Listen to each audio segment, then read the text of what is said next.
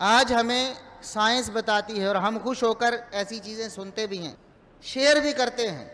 کہ روزے کے طبی فوائد کیا ہے۔ طبی طور پر انسان جسمانی طور پر بھی فٹ ہو جاتا ہے، اس کا وزن کم ہو جاتا ہے، اس کا بلڈ پریشر نارمل ہو جاتا ہے، یا دیگر جو فوائد ہیں، شوگر کے حوالے سے بھی فوائد ہیں۔ لیکن کہیں ایسا نہ ہو کہ ہم ان چیزوں کو سن کر اور دیکھ کر اسی طرف راغب ہو جائیں۔ دیکھیں، بھوکے پیاسے تو کفار بھی رہ لیتے ہیں، ڈائٹنگ کرتے ہیں، پورا پورا دن نہیں کھاتے ہوں گے، اور مسلمان بھی ایسا کر لیتے ہیں۔ ڈاکٹر کے کہنے پہ ایک جو اس کا چارٹ ہے تجویز کردہ، اس کے مطابق اپنے آپ کو روک لیتے ہیں،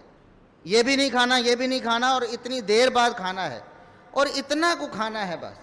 اتنے گرام کھانا ہے، اتنی کیلوریز لینی ہے، اور بس اس سے زیادہ نہیں کھانا۔ اپنی صحت کے لیے انسان کر لیتا ہے، لیکن کیا اس کو ثواب ملے گا؟ نہیں۔ اسی طرح اگر روزے میں اگر آپ کے پیش نظر یہ چیز ہوئی کہ اس سے مجھے طبی فوائد حاصل ہوں گے اور میں فٹ ہو جاؤں گا روزے رکھنے کے بعد، صرف اس نیت سے روزہ رکھ لیتا ہے تو احتساباً نہیں ہوتا، وہ اللہ رب العزت کی رضا کے لیے نہیں رکھا گیا۔ حسن نیت پر اسی لیے اسلام میں زور دیا گیا ہے، انما الاعمال بالنیات، اعمال ہیں ہی نیتوں کے مطابق۔ کتنا عظیم سے عظیم عمل ہے، نیت پر پرکھا جائے گا۔ اگر اس کی نیت بری ہے تو بڑے سے بڑا عمل بھی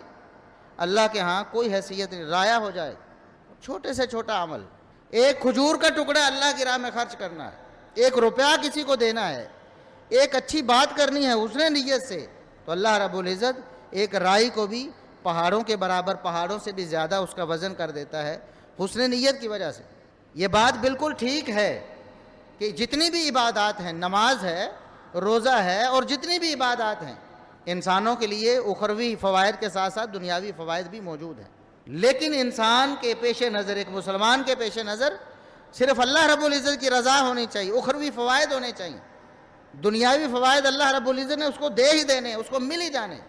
لیکن اپنی نیت کو ٹھیک کرے۔ میں اکثر یہ کہا کرتا ہوں کہ نیت کو ٹھیک کرنا بہت معمولی عمل بھی ہے اور بہت بڑا عمل بھی ہے، سب سے آسان بھی ہے اور سب سے مشکل بھی ہے۔ ایک ہی صف میں کھڑے ہونے والے لوگ، ایک ہی مسجد میں ایک ہی وقت میں نماز پڑھنے والے لوگ، سب گھر سے آئے ہیں، سب نے وقت نکالا ہے، ایک ہی طرح کا وقت دے رہے ہیں، ایک ہی ماحول میں کھڑے ہیں، ایک ہی جگہ پر، ایک ہی امام کے پیچھے،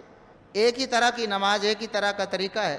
لیکن کوئی اللہ رب العزت کو راضی کر کے چلا جاتا ہے، اس کی نجات کا سبب بن جاتی ہے نماز، اور کسی کے لیے قیامت کے دن پھندہ بن جائے گی یہ نماز۔ کس لیے آئے تھے؟ اس لیے کہ لوگ کہیں نمازی ہے، میں مسجد میں نہیں جاؤں گا، لوگ کیا کہیں گے، حاجی صاحب نماز کے لیے نہیں آئے۔ اس کو یہ چیز اٹھا کے مسجد میں لے آتی ہے تو اللہ رب العزت کے ہاں اس کا کوئی اجر نہیں۔ اگر وہ شخص آتا ہے، اس کی نیت یہ ہے، بس یہی آ بھی رہا ہے، وہی کام سارے کرنے ہیں، لیکن نیت کی سوئی کو درست کر رہا ہے، زاویہ درست کر لینا ہے، میں اللہ کی رضا کے لیے، اللہ کے فریضے کو ادا کرنے کے لیے مسجد میں جا رہا ہوں، میں نے اپنے گناہوں کو معاف کروانا ہے، میں نے جہنم سے بچنا ہے، میں نے اللہ سے جنت کو حاصل کرنا ہے، وہی نماز ہے اس کے لیے نجات کا سبب بن جائے۔ تو روزہ سب نے رکھنا ہے، بھوکے پیاسے سب نے رہنا ہے، سحری افطاری کا وقت سب کا یکساں ہے، کھانے پینے کے معاملات سب کے یکساں ہیں، لیکن اللہ رب العزت کے ہاں روزے کا اجر کسے ملنے والا ہے، گناہ کس کے معاف ہونے والے ہیں؟ جو ایمان کے ساتھ ساتھ حسن نیت کو بھی اپنے دھیان میں رکھے گا کہ کہیں میری نیت بھٹک نہ جائے، میری نیت خراب نہ ہو جائے کسی بھی مرحلے پر، کسی بھی موقع پر۔ تو 2 شرطیں، ایمان اور حسن نیت جب ہوگی تو اللہ رب العزت فرماتے ہیں روزے رکھنے کے بعد اس کے سارے گناہ معاف کر دیے۔